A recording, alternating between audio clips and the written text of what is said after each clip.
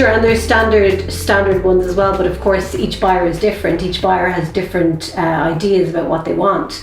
Yeah. So I suppose it's very important, isn't it, for a seller to consider thinking about qualifying their buyer, which is you don't necessarily think of automatically, but it's quite important. What would a seller do to make sure that they're talking to the right buyer? Yeah, I mean, so an obvious one is like, somebody that will come and offer me what I want. So, I mean, I have a price in my mind. Sure. And again, some sellers, they might not necessarily care about those multiples of EBITDA or multiple of revenue. They might say, this is what I want. I have a price in my mind. So whoever would come and offer me that or come close to that will be a good buyer for me. Mm-hmm. But of course, because of the deal structures and the fact that sometimes the owner is through the deal structure forced to stay, in order to get the most of the deal, you need to consider, if you want to stay, is this the kind of buyer where I feel like staying? Because sometimes you would say, for whatever I'm being offered, I am willing to do anything in order to get this deal over the line. But there needs to be, a certain level of compatibility. And again, some people may underestimate what that means.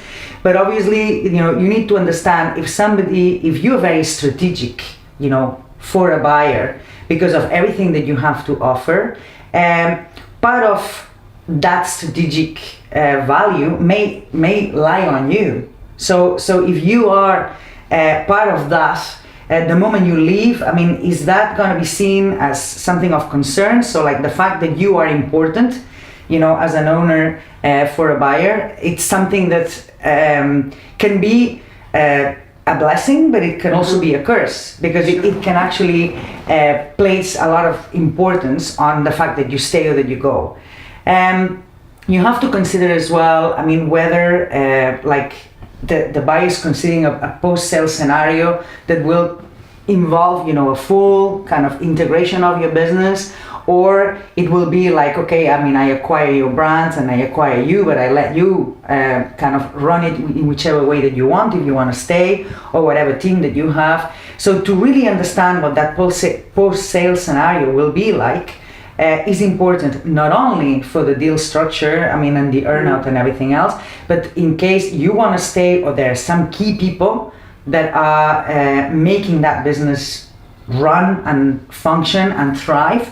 If they don't like whatever they will be faced with in the post-sale scenario, they might go, and that may actually turn the acquisition into a really, really big challenge for the buyer. Mm-hmm. So all these things, to understand all these things, and also to understand as well, going back to the deal structure once again, that if the buyer is acquiring you with their own capital or being financed by a bank, there might be more room for maneuver when it comes to negotiating terms.